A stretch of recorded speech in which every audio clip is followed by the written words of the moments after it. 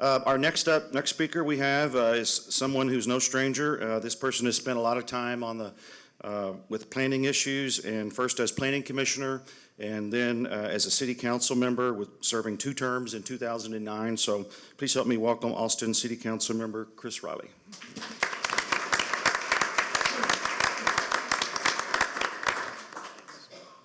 Good morning. It is so good to see all of y'all here. I'm so excited to see so many willing to get up and talk about city codes at 9 o'clock in the morning. This is a big deal, and I'm very excited about the panel we have here today, and I'm eager to hear from them, so I won't take too much time. But I do want to take just a few minutes to add a little bit of context about why this effort is so very important and why we really need your help as we burrow into it. Just a few bullet points to start out with. As you heard from Greg, our land development code really hasn't been revised since the late 80s. We are overdue on getting an updated modern code in place. In the meantime, a lot has been going on. We have had a lot of rapid growth in the city, obviously, and meanwhile, our inventory of housing has been very limited, very constrained for all kinds of reasons.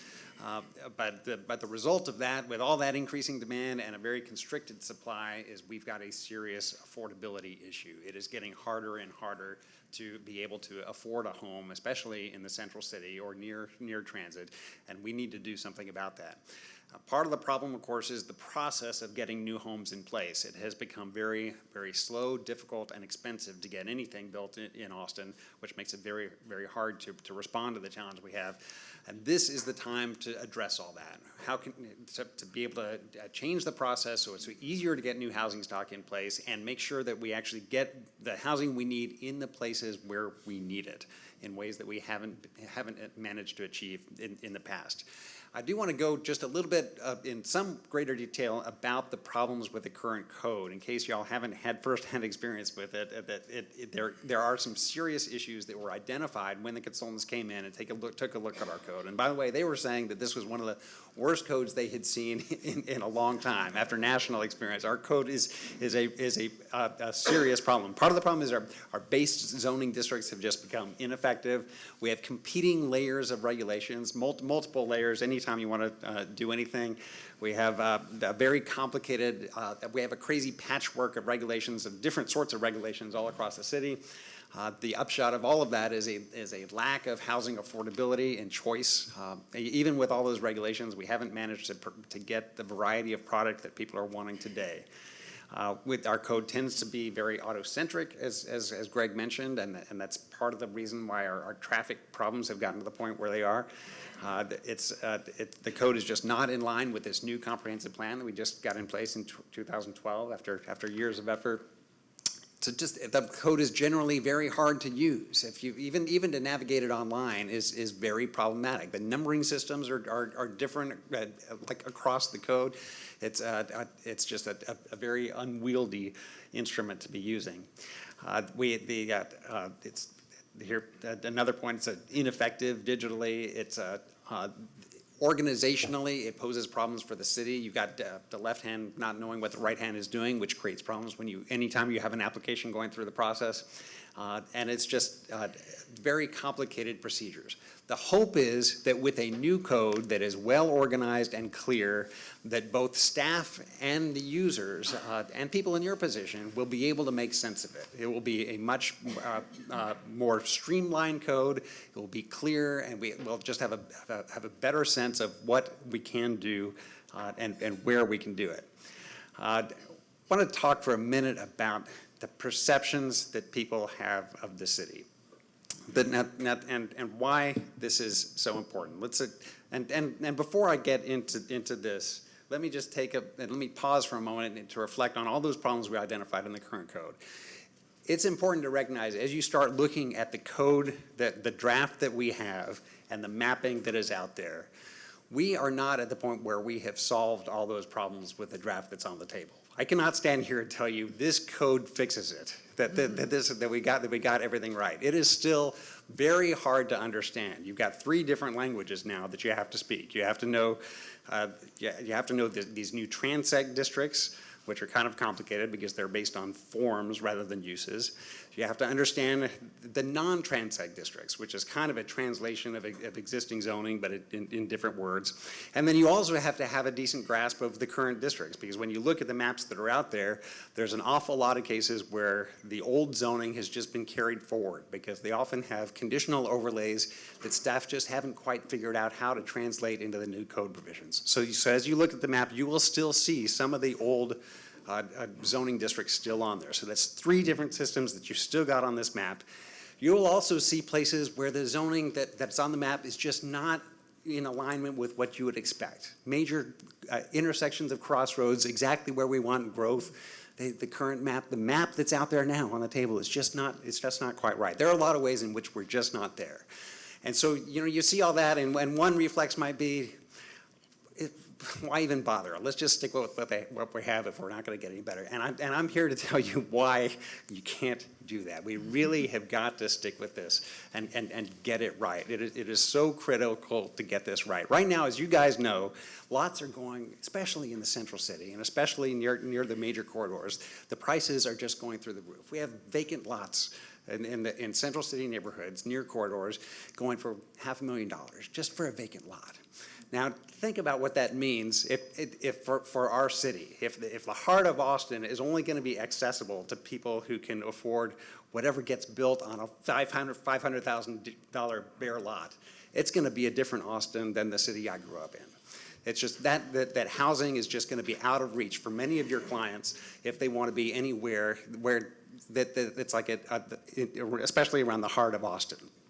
But now think about that same lot and imagine if, well, suppose instead of one humongous single-family home, suppose you could have 2, 3, 4, 6, 8 units on that same lot. If the lot is big enough and you could have that many units on that lot, instead of keeping it all for one McMansion, if you could divide it up and have more units there. Well, now suddenly, now you can start to see how housing could actually be within reach for some regular folks. If we can actually adjust the rules to make it possible for people to actually live on lots like that, update the code, and think about the benefits of that. Not only do you open the door to the central city to so many people who want to be part of Austin, but you actually help with a lot of our transportation issues because you're placing people closer to where they can be well served by transit, closer to the heart of the city. So that's going to be less people who have to fight for space on the roads with everybody else. And so we've just got to figure out how we can solve problems like that and get it right.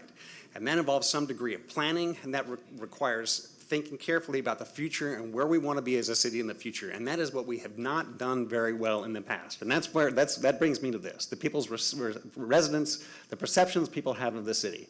And I don't know if you can read this, so I'll see if I can help you. Up at the top, we start off, see that the big blue chunks are where we're asked is City of Austin as a place to live. The blue are people who are very satisfied and satisfied. We're doing pretty well on that. People feel like Austin's a good place to live, and we all know that. It's a popular place. They like it's a good place to work. Over quality of life is good. A place to raise children, a little less good, but what's really striking is that when you get down to that third one from the bottom, City of Austin as a place to retire. Well, now suddenly, you're now down, even adding those 2 first blue chunks.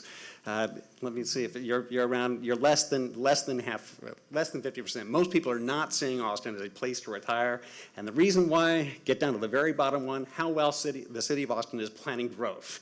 Now we're down to 10% of people who they're very satisfied with how we are planning growth. Let's own up to it. We have not done this well in the past, and we need to start doing a heck of a lot better. Now, we do have a whole new council in place, a new system. There's a lot of excitement. Maybe we're thinking, well, the reason we have so many problems is just because of that dumb old at-large council we had before. But actually, in defense, maybe I'm a little defensive about this, but if you look at that, this is especially interesting when you're thinking about where we are in relation to a few years ago. What this shows you, the orange line here is a 5-year average survey. The yellow is 2015 and the blue is 2016.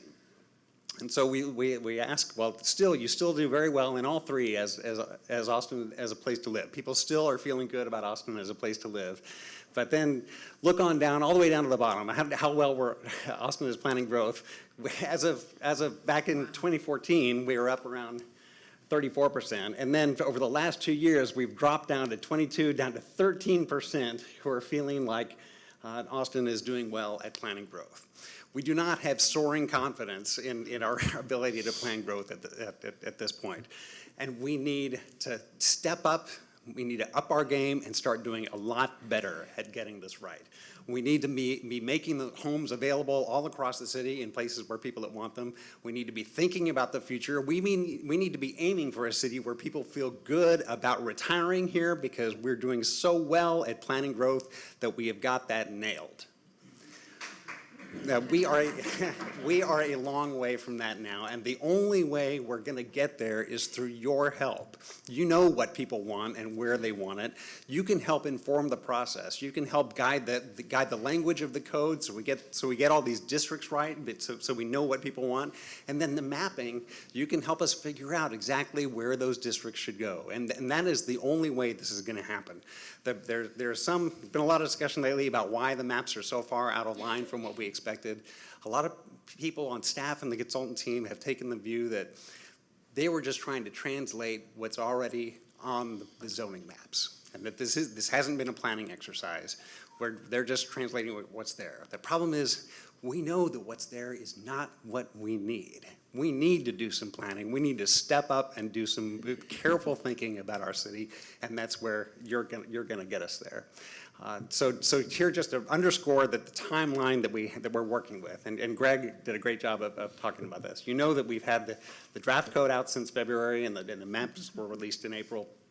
And I like how Greg emphasized that we have deadlines now on June 7th and July 7th for comments on the code and the mapping. Then in August, we'll see revised text and maps, and that'll go through the process. And then next year, hopefully, in the spring of next year, we'll get to actual adoption of the final document.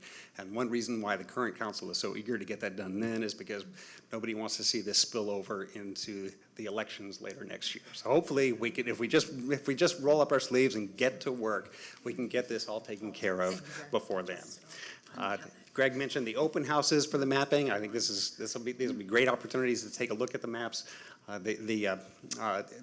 Those office hours I've heard are also going well. And so if you're interested in a particular property, make use of those office hours and go visit with staff if you have any questions. And then just to underscore what I've had the pleasure of being able to work some with ABOR on all this stuff, and just to convey why this is so important to ABOR. I've gotten to understand ABOR's concerns about this. This will impact every single property in Austin. If you have property in Austin, you will be getting a notice of being rezoned. We could allow housing of all types and price points where it's needed. This is really important for protecting our reputation as a statewide driver in innovation, education, and job growth. And it is just central to maintaining our unique sense of place and protecting homeowners' rights and our environment and making Austin the place we need to be. Again, I'm so grateful to all of y'all for taking an interest in this, for showing up this morning, and for committing to be involved and attuned to what's going on. Thank you for being here today and for tuning into this whole conversation. Look forward to working with you on it.